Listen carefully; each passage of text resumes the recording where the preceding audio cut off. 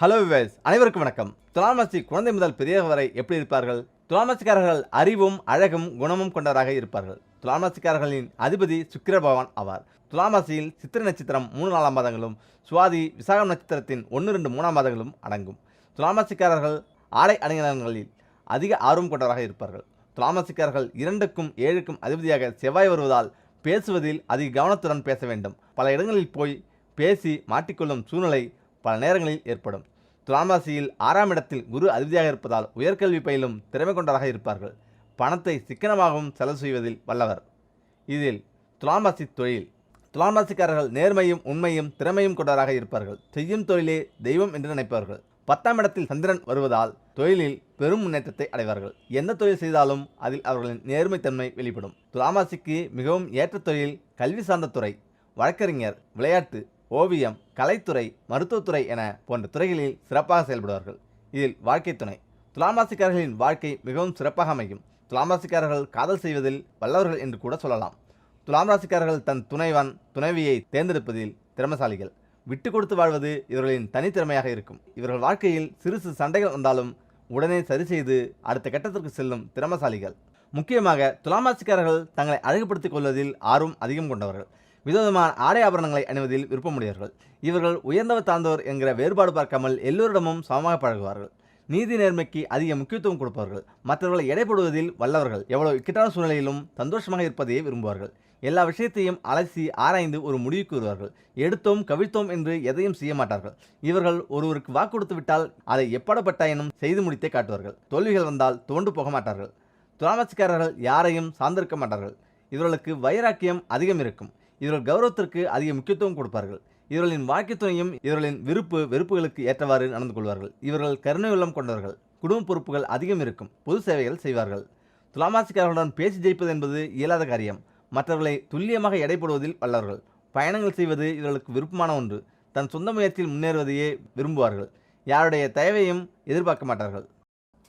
அடுத்ததாக, மனதில் இருக்கும் சஞ்சலம் விலக செவ்வாய்க்கிழமைகளில் இது செய்தாலே போதும். ஆம், அது என்னது?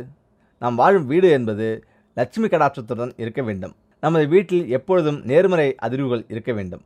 இவ்வாறு நமது வீடு சுபிட்சத்துடன் மகாலட்சுமி அம்சத்துடன் இருந்தது என்றால் வீட்டுக்குள் வரும் தீயவர்களின் எண்ணமும் அவர்கள் செய்ய நினைக்கும் தீமையும் பலிக்காமல் போகும். ஒரு சிலரின் மனபயத்தின் காரணமாக இரவில் அவர்களுக்கு உற்சாகம் வராது, உறக்கம் வராது. யாரோ தன்னை பின்தொடர்வது போன்ற உணர்வு ஏற்படும். எப்பொழுதுமே பதற்றத்துடன் இருப்பார்கள். தங்கள் வீட்டில் நடக்கும் இனிய சம்பவங்களில் கூட அவர்களின் மனது முழுமையாக ஈடுபடாது. இப்படி எதிலும் கலந்து கொள்ளாமல் ஒதுங்கே இருப்பார்கள். இவ்வாறான பிரச்சனையில் இருந்து விடுபட நமது இல்லங்களில் வாரந்தோறும் இதை செய்தாலே போதும். இதில் பரிகாரம் 1. செவ்வாய் மற்றும் வெள்ளிக்கிழமைகளில் தவறாமல் விளக்கேற்றி பூஜை செய்ய வேண்டும். அதிலும் சாம்பிராணி புகை போட்டு வீடு முழுவதும் காண்பிக்க வேண்டும். இவ்வாறு செய்வதன் மூலம் நமது வீட்டிற்கும் எதிர்மறை அதிர்வுகள் அடியோடு அழிந்துவிடும். அனைவரும் தங்கள் இல்லங்களில் காமாட்சி அம்மன் விளக்கை ஏற்றி வழிபடுவது வழக்கம்தான். ஆனால் வீட்டில் சுபிச்சம் நிலவும். அதிர்ஷ்டம் வருவதற்கு பஞ்சகவிய தீபத்தை ஏற்ற வேண்டும். இந்த பஞ்சகவிய தீபம் 5 விதமான பொருட்களில் இருந்து செய்யப்பட்டது. இது பஞ்சபூதத்தின் சக்தியை கொண்டுள்ளது. பஞ்சபூதங்களின் சக்தி நமது இல்லங்களில் பரவி இருந்தால் எந்தவித துர்சக்தியும் நமது வீட்டில் இருக்க முடியாது. வாரந்தோறும் பஞ்சகவிய விளக்கு ஏற்றுவதை வழக்கமாக்கிக் கொள்ள வேண்டும். பரிகாரம் 2. ஒரு சிறிய மண்பாத்திரத்தில் தண்ணீர் எடுத்துக்கொண்டு அதனை காலை சூரிய ஒளிபடுகின்ற இடத்தில் வைத்துவிட வேண்டும். பிறகு மாலை சூரியன் மறைந்ததும் இந்த தண்ணீரை வீடு முழுவதும் தெளித்து விட வேண்டும். இவ்வாறு செய்வதன் மூலம் அனைத்திற்கும் முதன்மையானவராக சூரிய பகவானின் அருள் பெற்ற இந்த நீர் வீடு முழுவதும் பரவியிருக்க நமது வீடு தூய்மை அடைந்துவிடும். இதனையும் தொடர்ந்து செய்து வர நல்ல பலனும் ஆற்றலும் கிடைக்கும். அடுத்ததாக, சிக்கலான பிரச்சனைகள் தீர்க்கும் தட்சிணாமூர்த்தி வழிபாடு. ஆம், சிக்கல்களும் குழப்பங்களும் நமது வாழ்க்கையில் நிறைந்திருக்கிறது. சில நேரங்களில் வாழ்க்கையில் தடுமாற்றம் ஏற்படும் பொழுது, சரிவுகள் ஏற்படும் போது நம்முடைய வாழ்க்கை சரியான பாதையில் தான் செல்கிறதா என்ற குழப்பம் நம்மில் பலருக்கு இருக்கும்.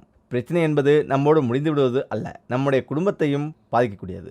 வாழ்க்கையில் தீராத சிக்கல்கள் இருந்தாலும், முடிவெடுப்பதில் குழப்பம் இருந்தாலும், குழப்பத்தில் இருந்து தெளிவு பெற குரு பகவானை வேண்டி பரிகாரம் செய்யலாம். தீராத குழப்பத்திற்கு தீர்வு தரும் குரு பகவானின் வழிபாடு இதுதான். தட்சிணாமூர்த்தி வழிபாடு என்றாலே வியாழக்கிழமை என்பது நாம் எல்லோரும் அறிந்த ஒரு விஷயம்தான். இந்த பரிகார பூஜையும் வியாழக்கிழமை அன்று செய்வது சிறப்பினை தேடி வரும். முக்கியமாக நீங்கள் வீட்டின் அருகில் உள்ள தட்சிணாமூர்த்தி சன்னதி இருக்கும் கோயிலுக்கு சென்று அந்த கோயிலில் உள்ள அர்ச்சகரிடம் மேதா சுக்தம் என்னும் மந்திரத்தை சொல்லி தட்சிணாமூர்த்திக்கு அர்ச்சனை செய்யுமாறு சொல்லிவிடுங்கள். இந்த மேதா சுத்தம் என்று சொல்லப்படும் மந்திரம் தட்சிணாமூர்த்திக்கும் சொல்லப்படும், சரஸ்வதி தேவிக்கும் சொல்லப்படும். வாழ்க்கையில் நல்ல வழியை காட்டக்கூடிய தட்சிணாமூர்த்திக்கு இந்த மந்திரத்தை சொல்லி அர்ச்சனை செய்யும்போது நம்முடைய வாழ்க்கையில் இருக்கக்கூடிய பலவிதமான குழப்பங்களுக்கு கூடிய விரைவில் தீர்வு கிடைக்கும். கோயிலுக்கு செல்லும்போது 2 மாதுளை பழங்கள், கொண்டக்கடலை மாலை, முடிந்தால் கொண்டக்கடலையை வேக வைத்து நிவேதனமாக எடுத்து செல்லலாம். 2 மாதுளை பழங்களை குரு பகவானின் பாதங்களில் வைத்து பூஜை செய்து வீட்டிற்கு கொண்டு வந்து பிரசாதமாக நாம் சாப்பிடலாம். இந்த பொருளை எல்லாம் தட்சிணாமூர்த்திக்கு படைத்து உங்களது பெயரை சொல்லி அர்ச்சனை செய்து கொண்டு 2 நல்லெண்ணெய் தீபங்கள் ஏற்றி வைத்துவிட்டு தட்சிணாமூர்த்திக்கு முன்பாக அமர்ந்து 10 நிமிடங்கள் கண்களை மூடி தியானம் செய்யுங்கள். உங்களுடைய வாழ்க்கையில் இருக்கும் இருள் விலக இந்த வழிபாட்டு முறை உதவியாக இருக்கும். தொடர்ந்து 13 வாரங்கள் வியாழக்கிழமையில் இந்த பரிகார வழிபாட்டினை செய்து வரலாம். வாழ்க்கையில் அவசரமான முடிவை விரைவில் எடுக்க வேண்டும் என்ற தருணத்தில் சிக்கி தவிப்பவர்கள் தொடர்ந்து 13 நாட்கள் இந்த வழிபாட்டை செய்தாலும் நல்ல பலனை பெற முடியும். பரிகாரத்தை தொடங்கும் நாளை மட்டும் வியாழக்கிழமையை வைத்துக் கொள்ளுங்கள். வாழ்க்கையில் விடிவு காலம் பிறக்க வேண்டும் என்று நினைப்பவர்கள் நம்பிக்கையோடு இந்த பரிகாரத்தை செய்யலாம். அடுத்ததாக, இறைவனை எப்பொழுதும் நினைத்திருப்பது பக்தியா, எது உண்மையான பக்தி என்று தெரியுமா? இந்த கதையை கேட்டால் இனிமே ஒரு நாளைக்கு ஒரு முறையாவது இந்த பெயரை சொல்லுவீங்க. ஆம், உண்மையான பக்தி எது என்று பல சமயங்களில் பலருக்கு கேள்வி எழுந்திருக்கும். எப்பொழுதும் இறைவனுக்கு பூஜை செய்து கொண்டிருப்பவர்கள் மத்தியில்தான் இறைவனே இல்லை என்று கூறுபவர்களும் உண்டு. இறைவனுடைய பெயரை உச்சரித்து கொண்டே இருந்தால்தான் சிறந்த பக்தி என்று பலரும் சொல்வது நியாயமா? எது சிறந்த பக்தி என்பதை நிரூபிக்கும் இந்த கதையை நீங்கள் ஒரு முறை படித்தால் இனி இந்த தவறை செய்ய மாட்டீர்கள்.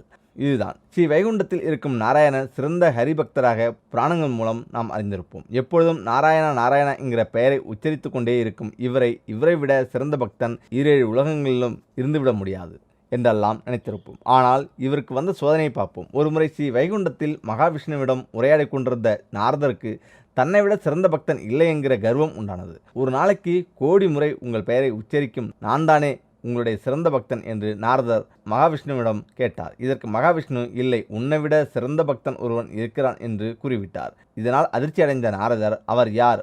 அவரை நான் கண்டே ஆக வேண்டும், கண்டே தீர வேண்டும் என்று கோபம் கொண்டார். இதற்கு மகாவிஷ்ணு மிகவும் சாந்தமாக ஒரு ஊரின் பெயரை கூறி, ரங்கன் என்னும் அவன்தான் என்னுடைய சிறந்த பக்தனாக இருக்கிறான் என்று கூறினார். உடனே அவ்வூருக்கு புறப்பட தயாராகிவிட்ட நாரதர், எப்படியாவது அந்த ஊரில் இருக்கும் ரங்கனை கண்டுவிட வேண்டும் என்றும் அவன் எந்த அளவிற்கு சிறந்த பக்தன் என்பதை நானும் பார்த்து விடுகிறேன் என்றும் கூறிவிட்டு கிளம்பினார். அவரை அடைந்த நாரதர் ஒரு நாள் முழுவதும் ரங்கன் என்ன செய்து கொண்டிருக்கிறான், எந்த அளவிற்கு பக்தியுடன் இருக்கிறான் என்பதை கவனித்து வந்தார். ரங்கன் காலையில் எழுந்ததும் குளித்து முடித்து சுத்தமாகி எல்லா வேலையும் செய்துவிட்டு ஒருமுறை ஹரி நாராயணா என்று இறைவனின் நாமத்தை உச்சரித்துவிட்டு கலப்பையை தூக்கி விவசாயம் செய்ய கிளம்பிவிட்டான். வயலுக்கு சென்றதும் அங்குள்ள பணியாட்களை ஒவ்வொரு வேலைக்கும் பிரித்து கொடுத்துவிட்டு தானும் பணியில் ஈடுபட துவங்கிவிட்டான்.